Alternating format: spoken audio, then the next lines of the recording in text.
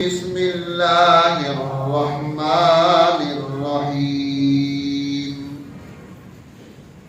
ربنا وجعلنا مسلمين لك ومن ذريتنا أمة مسلمة لك وأرنا مناسكنا وتب علينا إنك أنت التواب الرحيم. وقال النبي الكريم صلى الله عليه وسلم من لم يرحم صغيرنا ولم يوقر كبيرنا فليس منا، أو كما قال صلى الله عليه وسلم. وقال كل مسكر حرام، أو كما قال النبي الكريم صلى الله عليه وسلم. صدق الله العظيم وبلغنا رسوله النبي الكريم ونحن على ذلك لمن الشاهدين والشاكرين والحمد لله رب العالمین.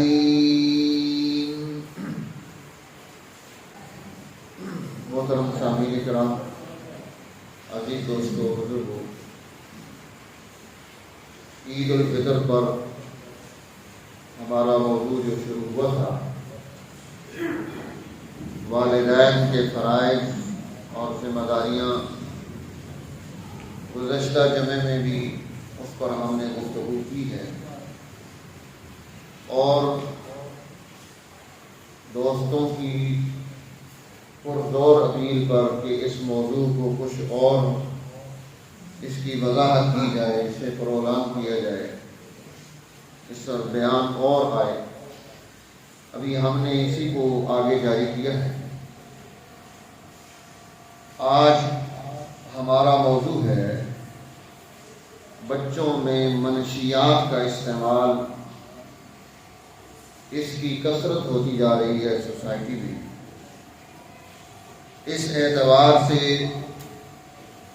ہماری سوسائٹی میں موجود لوگوں کی کیا ذمہ داریاں بنتی ہیں، وہ کس طرح سے کردار ادا کریں گے، اپنی نسل کی حفاظت کا کیا انتظام ہوگا، اس کے لیے ہمیں کیا کیا اقدامات اختیار کرنے کی ضرورت پیش آئے گی تاکہ نسل نو کو ایک نیا دور دیا جا سکے، اس کی صلاحیتوں سے قوم فائدہ اٹھائے، اس کی صلاحیتیں مسخ نہ ہو جائیں، سوسائٹیوں کو، سماج کو تباہ کرنے کا ایک انداز جو استعماری حکومتوں نے دنیا میں ظالم حکمرانوں نے شروع کیا، ان میں سے ایک چیز یہ بھی تھی کہ سوسائٹی کو، وہاں کے بڑے طبقے کو، کثیر تعداد میں یوتھ کو، نسل نو کو، اس ابھرنے والی قومپل کو نشے میں مبتلا کر کے اس کی تمام تر صلاحیتوں کو مسخ کر دیا گیا. اب عمومی طور پر اس میں جو نوجوان گرفتار ہوتے ہیں وہ دو قسم کے ہیں. پہلی قسم تو وہ ہے جن بچوں کا کوئی والی نہیں ہے، کوئی وارث نہیں ہے، کوئی نگران نہیں ہے، کوئی ذمہ دار نہیں ہے، وہ بچے اس میں مبتلا ہو گئے. ان میں پہلے تو وہ لوگ آتے ہیں کہ جس کا والد یا والدہ فوت ہو جائے اور اس کے اندر اس وجہ سے سوسائٹی میں محرومی پیدا ہو جائے، اسی لیے یتیم کی کفالت یہ مستقل دینی فریضہ قرار دیا گیا کہ کوئی آدمی یتیم کی کفالت کرتا ہے، اس کی نگرانی و ذمہ داری اس سے عہدہ برا ہوتا ہے تو اس پر انعامات رکھے. یہ الگ ٹاپک ہے. اور دوسرا طبقہ، اس میں وہ مبتلا ہو جاتا ہے جو لاوارث بنتا ہے.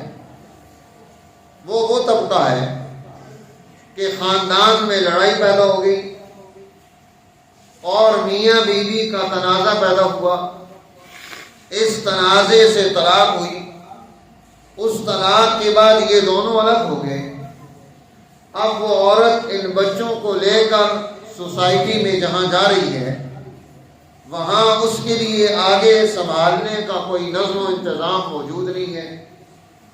اور اس طرح سے سوسائٹی کا ایک طبقہ وہ اس وجہ سے گرفتار ہو گیا اس میں کہ اب اسے اچھا ماحول سوسائٹی نے نہیں فراہم کیا. آہستہ آہستہ وہ ان لوگوں کے ہاتھ چڑھ گیا جو انسانی دشمن ہیں، سماج کے دشمن ہیں، سوسائٹیوں کے دشمن ہیں.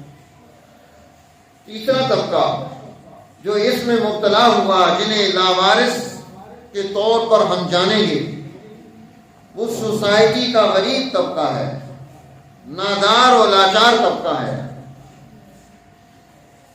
کہ اس کو، عورت کو بھی کام کرنے کے لیے دوسرے گھروں میں جانا پڑے. اب پیچھے ان بچوں کی نگرانی اور ذمہ داری وہ کس کے سپرد ہے، کون وہاں پر موجود ہے.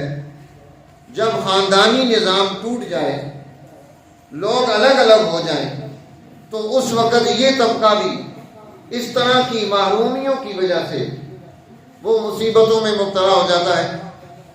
ابھی مجھے اس دن خاتون نے آ کر شکایت کی کہ اس کے گھر کے قریب ایک عورت ہے، اس کا میاں وہ منشیات فروش تھا، وہ مر گیا. اب اس عورت کے پاس اور کوئی کام دھندا نہیں تھا، تو اس نے اپنے چھوٹے سے معصوم بچے کو اس کام پر لگا کر کہ باہر آنے والوں کے ساتھ وہ ڈیلنگ کر رہا ہے اور انہیں سامان بیچ رہا ہے. اس طرح سے اب ایک سوسائٹی میں یہ خرابی پیدا ہونی شروع ہو گئی. نتیجہ سوسائٹی اور سماج کی تباہی کی صورت میں نکل رہا ہے. دوسری قسم جو نشے میں مبتلا ہونے والی ہے، وہ ہے جس نسل کو تربیت میں غفلت ملی. اب یہاں پر میں نے والدین کا ذکر نہیں کیا جان بوجھ کر کہ والدین نے تربیت میں غفلت کی ہے. اس عمل میں، تربیت کی اس غفلت میں والدین کے ساتھ ساتھ بہت سارے اور لوگ بھی ذمہ دار ہیں کہ جنہیں سمجھنا چاہیے کہ ان کی ذمہ داری کیا ہے. اس لیے ہم نے تربیت میں غفلت برتنا یہ بات رکھی ہے. یہ دوسرا طبقہ. اب آپ دیکھیے کہ اس میں والدین بھی شامل ہیں کہ انہوں نے اپنی نسل کی تربیت میں غفلت کی، دھیان نہیں دیا، نگرانی نہیں کی. اسی طرح اس میں دوسرا طبقہ وہ یونیورسٹیز کا، کالجز کا، وہاں پر پڑھانے والا طبقہ ہو، ٹیچرز ہیں، پروفیسر ہیں، ڈاکٹر ہیں، یا منتظمین ہیں جو وہاں نظم و انتظام سنبھالتے ہیں، کہ انہوں نے غفلت برتی کہ ایک بہت بڑا طبقہ سوسائٹی کا نوجوان نسل وہ کالج اور یونیورسٹی میں اس برے عمل میں مبتلا ہو گئی. وہ بھی ذمہ دار ہے. اسی طرح علاقے بھر کے خاندانوں کے معززین لوگ جنہیں اپنے علاقے پر، خاندانوں پر نگاہ رکھنی چاہیے، نسل کو دیکھنا چاہیے، وہ بھی اس میں ذمہ دار ہیں کہ انہوں نے اپنے کام کو نہیں کیا، غفلت برتی. اسی طرح تیسرا طبقہ اس میں جن کا کام ہے کرمنل کو پکڑنا، پولیس کا امن پیدا کرنا، سسٹم، سماج اور معاشرے کے اندر جو لوگ رہتے ہیں ان کی نگرانی کرنا، ان میں ناسور کو سنبھالنا، اسے قید کرنا، پولیس کے ساتھ عدلیہ کا کہ وہ ایسے لوگوں کو کافر کردار تک کیسے پہنچائے گی. ججز بیٹھے ہوئے ہیں، وکلاء ہیں، انہوں نے بھی ذمہ داری ادا کرنی ہے۔ اب ان کے اوپر یہ جو نظم و انتظام ہے، حکمران طبقہ آتا ہے کہ حکمران جس کے لیے یہ پوری رعیت اولاد کی طرح ہوتی ہے، کہ یہ اس کی اولاد کی طرح ہے، اور اس نے اپنی اس پوری رعیت کی نگرانی اور ذمہ داری اور وہاں پر ہونے والے تمام امور کو اس کی دیکھ بھال، یہ ذمہ داری تھی۔ حکمران طبقہ اگر غفلت برتے گا تو پھر سوسائٹی کو، سماج کو اس میں کردار ادا نہیں ہوگا تو نقصان ہو جائے گا۔ اسی طرح ہمارا میڈیا کہ یہ بھی ذمہ دار ہے کہ جہاں اور بہت ساری خرافات اور چیزوں پر بحث کی جاتی ہے، لطیفے سنائے جاتے ہیں، ہنسنے ہنسانے کے ٹاک شوز ہوتے ہیں، تو سوسائٹی میں موجود اس خرابی کے لیے کردار ادا کرنا ان کی بھی ذمہ داری ہے۔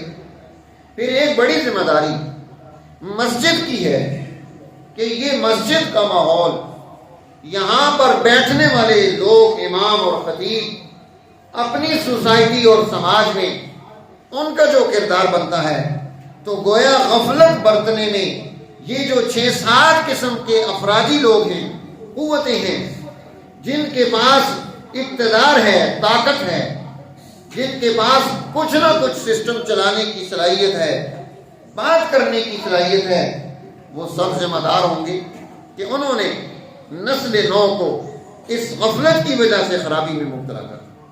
تو میرے دوستو، ہم میں سے ہر ایک نے اپنی غفلت کو چھوڑنا ہے، نسل کی حفاظت کرنی ہے، اسے ایک اچھا اور بہترین انسان بنانا ہے، سوسائٹی کا بہترین فرد بنانا ہے۔ اگر ہم یہ نہیں کریں گے، ہمارے دل میں اس کی کڑن نہیں ہوگی، ہمیں یہ پریشانی نہیں ہوگی۔ عموماً ہم یہ سمجھتے ہیں دوسرے کا بچہ ہے، جو ہماری قوم کا بچہ ہے وہ ہم سب کا بچہ ہے۔ اس کی نگرانی، اس کی ذمہ داری، اسے خیر پر کھڑا کرنا، اس کے لیے سوچنا، اس کے لیے پڑھنا، اس کے لیے غور و فکر کرنا، یہ نبوی طریقہ ہے۔ آپ جب سیرت طیبہ کا مطالعہ کریں گے، حضور نبی اکرم سرور دو عالم صلی اللہ علیہ وسلم، آپ اپنی سوسائٹی میں اپنے پاس آنے والے ان لوگوں کو ان کے اندر یہ خوبی منتقل کر، انہیں یہ کمال دینے ہیں۔ تو اس لیے آج یہ نشہ، منشیات کا استعمال اس سوسائٹی میں بڑھتا ہوا، اب اس کو چونکہ اس میں یہ 2 طرح کے طبقے ملوث ہوئے نسل نو میں سے، اور غفلت برتنے والے ہم سب، اب ہم اس کو درست کیسے کر سکتے ہیں؟ اس کے لیے ہمیں کیا کرنا ہے؟ تو ہمیں 3 چیزیں فوکس کرنی پڑیں گی، 3 چیزیں فوکس کرنی پڑیں گی۔ پہلی چیز کہ اس نشے کی وجہ سے سوسائٹی میں ان لوگوں میں جو نقصانات پیدا ہو رہے ہیں، ان نقصانات سے آگاہی حاصل کرنا، اپنی نسل کو آگاہ کرنا، اپنے بچوں کے ساتھ اس پر گفتگو چلانا، سوسائٹی میں لوگوں کو اس کے بارے میں آگاہ کرنا کہ اس کے نقصانات کیا آ رہے ہیں۔ اب آپ دیکھیے کہ جب آپ نے ایک نسل نو کو، ایک نوجوان کو اس کام میں مبتلا کر دیا ہے، اب اس کے اندر سب سے پہلا نقصان یہ آئے گا، اس کی صحت خراب ہو جائے گی۔ صحت یہ 1000 نعمت ہوتی ہے، صحت 1000 نعمت ہوتی ہے۔ اب آپ دیکھیے کہ ہمارے ہاں کچھ چیزوں کو تو یہ نسوار اور سگریٹ کو تو نشہ سمجھا ہی نہیں جاتا نا، یہ ہم عادت کے طور پر یا فیشن کے طور پر بھی کرتے ہیں۔ پرسوں ترسوں ہمارا جرگہ تھا، جرگے میں ہم بیٹھے تھے، کسی بات پر گفتگو ہو رہی تھی، کوئی تنازع تھا، تو میں بھی وہاں بیٹھا ہوا تھا۔ ایک ہمارے دوست ہیں، وہ انہوں نے سگریٹ نکالی، دوسرے کو کہتے ہیں مجھے لیٹر دو۔ تو میں نے ان کو کہا بھائی ہم یہاں لڑنے کے لیے نہیں آئے، لڑنے کے لیے نہیں آئے، ہم تو مسئلہ حل کرنے کے لیے، بیٹھنے کے لیے آئے ہیں، اس کا کوئی سلوشن نکلائیں۔ تو اس لیے یہ آپ جو کام کر رہے ہیں یہ اس مجلس کے خلاف ہے کہ جس مجلس میں آپ نے ہمیں بھی بلایا، معززین علاقہ کو بلایا، خاندانوں کو بلایا، اور یہاں بیٹھ کر آپ سلگائیں گے سگریٹ، اگر آپ کو اس کی جو ہے نا وہ ضرورت پیش آ رہی ہے تو باہر تشریف لے جائیں اور اپنا دماغ ٹھنڈا کر کے آ جائیں۔ لیکن ہم یہاں مسئلہ حل کرنے کے لیے بیٹھے ہیں، تو حل کرنے کے لیے ہمیں جو ہے جذبات سے نکل کر اس کام کو کرنا ہے، اور وہ عمل جو اس مجلس کے آداب کے خلاف ہے ہمیں نہیں اختیار کرنا چاہیے۔ تو اس طرح سے ہم سوسائٹی میں بہت ساری ان چیزوں کو گناہ نہیں سمجھتے، جرم ہی نہیں سمجھتے، جس کے نتیجے میں آگے مزید خرابیاں پیدا ہوتی ہیں، مزید پریشانیاں پیدا ہوتی ہیں۔ تو میرے دوستو، اب سب سے پہلا عمل سوسائٹی میں اس نشے کے نتیجے میں آنے والا بیماری ہے، بیماری پیدا ہوتی ہے۔ اب یہ بیماری، یہ جس طرح کا بھی نشہ ہو، بیماری پیدا ہو جاتی ہے، مختلف بیماریاں آتی ہیں مختلف نشوں سے۔ اب ہمارے پاس جو ہے نا جی وہ دواخانے میں کیس آیا کہ ایک بچے نے صبح دوپہر شام رات وہ ہر وقت جو ہے نا یہ پیپسی ڈیو کوک اس طرح کی چیزیں استعمال، پانی کی جگہ۔ اب نتیجہ کیا پیدا ہوا کہ اندر جو ہے نا زخم ہو گئے، اور تھوک رہا ہے تو خون تھوک رہا ہے، کوئی چیز کھاتا ہے پیٹ میں مروڑ شروع ہو جاتی ہے، موشن، طبیعت آہستہ آہستہ خراب ہونی شروع ہوتی ہے۔ ایک آدمی کا مجھے دوستوں نے بتایا کہ ڈاکٹر نے کہا اب اس کو انجیکشن لگا دو زہر کا، کہ اس نے اتنا یہ کولڈ ڈرنک استعمال کی ہے کہ اس کے جسم کے ہر حصے میں کیڑے پڑ گئے، اب اس کو ہم کیسے ٹھیک کریں گے؟ یہ بھی نشہ ہے، ٹھیک ہے۔ اب اس میں وہ اس کو جس کو شریعت نے کہا کلو مسکر حرام، کہ جو نشہ دے وہ حرام ہے، یہ نشہ تو نہیں دے رہا لیکن نقصانات اس کے بھی ہیں۔ تو جو چیز سوسائٹی میں ہم اپنی نسل کو دے رہے ہیں ان کی نگرانی بھی ضروری ہے۔ تو ہم جس پر گفتگو کر رہے ہیں اس وقت میں نشے پر، اب سب سے پہلا عمل کہ اس کی صحت بگڑے گی، اس کی عقل معوف ہو جائے گی، اس میں خرابی پیدا ہونی شروع ہو جائے گی۔ وہ جیسے مثال دی جاتی ہے، ایک دفعہ بچے کو میں نے بتایا تھا، اس نے بیان بھی کیا تھا کہ اس کے سامنے 3 چیزیں رکھی گئیں کہ زنا کر لو یا قتل کر دو یا یہ شراب پی لو۔ اس نے شراب کو ہلکا سمجھتے ہوئے کہ یہ زنا سے بھی ہلکا ہے، قتل سے بھی ہلکا ہے، اس کو اختیار کر لینا چاہیے۔ نتیجہ کیا پیدا ہوا؟ جب دماغ معوف ہوا تو شراب پینے کے بعد زنا بھی کر دیا، قتل بھی کر دیا۔ کیوں؟ دماغ معوف ہو گیا۔ تو سب سے پہلا یہ عقل کو کھا جانے والی، یہ صحت کو برباد کر دینے والی، جنون پیدا کر دینے والی، آپ اس کے سامنے لاکھ تقریر کریں وہ مجنون ہے، دیوانہ ہے، ساری تقریر سننے کے بعد اس نے وہی عمل اختیار کرنا ہے۔ اب جب وہ مسلسل نشے میں مبتلا ہے تو دوسرا عمل کیا آئے گا؟ معدہ خراب، بھوک ختم، اور جب بھوک نہیں لگ رہی، معدہ خراب ہے۔ میرے پاس جو ہے نا وہ ایک دوست بچے کو لے کے آئے حسن امدال سے کہ 3 دن سے اس نے کچھ نہیں کھایا، وہ نشہ کرتا ہے اور 3 دن سے وہ نشہ کرتا ہے، کوئی پانی نہیں پی رہا، کھانا نہیں کھا رہا، اس کا کوئی علاج کر کے دے۔ اب چھوٹا سا بچہ تھا، نوجوان بڑا ہوا، یعنی کہ 19-20 سال عمر ہوگی۔ اب آپ دیکھیں کہ 19-20 سال کی عمر میں جب اس نے اس مزاج کو اختیار کر دیا ہے، اب وہ جب اس سے ملاقات ہوئی تو ہڈیوں کا ڈھانچہ، اب وہ مجھے ملا ہے، شرم کی وجہ سے وہ مجھے اتنا جھوم کر ملا ہے کہ وہ ناک سے بھی نیچے مل رہا۔ تو میں نے اس کو کہا بیٹا مجھے پتا ہے کہ تیرے منہ سے بدبو آ رہی تھی، مجھے چھاتی کے ساتھ میں۔ کہتا ہے کہ مفتی صاحب جو ہے، میں نے کہا اب اگر آیا آتی ہے تو کچھ ہمارا خیال ہی رکھ لو، آپ کا علاج کریں گے، خیال رکھ لو۔ اتنا خیال اس کے اندر موجود ہے تو اللہ تعالیٰ اس کو توفیق بھی دے دے مزید خیال رکھنے کی، کہ اس کی اپنی صحت وہ برباد ہو گئی، بیماریوں کی آماجگاہ بن گیا۔ تو اس لیے سب سے پہلا نقصان اس کا صحت کا، سب سے پہلا نقصان اس کا عقل کا، انسانی سوسائٹی میں، سماج میں وہ آئے گا۔ اب اس کا حافظہ ختم ہو جائے گا، اس کی یادداشت چلی جائے گی، جب وہ یہ مسلسل عمل اختیار کرتا ہے تو ہم اپنی سوسائٹی کو، اپنے سماج کو، اپنے پاس بیٹھنے والے لوگوں کو اس کو آگاہی دینا. یہ ضروری نہیں کہ ہم اس وقت آگاہی شروع کریں گے جب کوئی عمل شروع کر دے گا. دیکھو نسل کی تربیت روزانہ کرنی پڑتی ہے. رات کو سونے سے پہلے ان کے ساتھ کوئی گفتگو کرنی چاہیے. والد کو پتہ ہونا چاہیے کہ میں نے ان کے ساتھ کیا بات کرنی ہے، میں نے آج ان کو کیا بات بتانی ہے. اگر بات نہیں آتی، پتہ نہیں ہے تو پوچھ لے، ہم سے رابطہ کریں کہ جی ہم رات کو کیا بات کریں بچے کے ساتھ، کون سی کتاب کا مطالعہ کریں، تاکہ ہم اپنی نسل کے ساتھ روز گفتگو کریں. انہیں ہدایت کے راستے پر کھڑا کرنے کے لیے اب سوسائٹی اس ذمہ دار ہے. اگر یہاں سے صرف نفرت کی باتیں چلتی رہیں، مسجدوں سے، خانقاہوں سے، سکولوں، کالجوں، یونیورسٹی سے اپنی خواہشات پوری کی جاتی رہیں، تنخواہیں مل جائیں، تو میرے دوستو نسل کیسے تیار ہو؟ اس لیے اس سسٹم کو ہم نے سمجھنا ہے، ان چیزوں کو، خوبیوں کو ہم نے اپنے اندر منتقل کرنا ہے.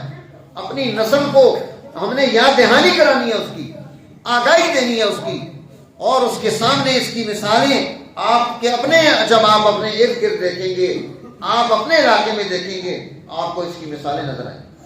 ضروری نہیں کہ وہ اس وقت تو جو ہے نا یہ نشہ کرانے کے لیے بڑا اعلیٰ ماحول دیا جاتا ہے، بڑے اچھے جو ہے نا انہوں نے ہوٹل بنا لیے، بڑا اچھا نظام پیدا کر لیا، بہت خوبصورت ہو جو ہے نا جی، ہر چیز اچھی ہو، لیکن جو چیز استعمال کی جا رہی ہے وہی تو برباد کر رہی ہے. تو نسل کو ہم اس سے کیسے بچائیں گے؟ اللہ جل جلالہ بھی اسی موضوع چل رہا ہے، کیونکہ وقت کم ہو گیا ہے. انشاءاللہ آئندہ جمعے میں اس پر بھی گفتگو آئے گی. اس کو ہم نے سننا بھی ہے، سمجھنا ہے، عمل میں لانا ہے. اللہ تعالیٰ ہماری نسل کی حفاظت فرمائے، سوسائٹی کو حفاظت نصیب فرمائے، تاکہ ہم دنیا اور آخرت دونوں میں کامیابی حاصل کر سکیں. وآخر دعوانا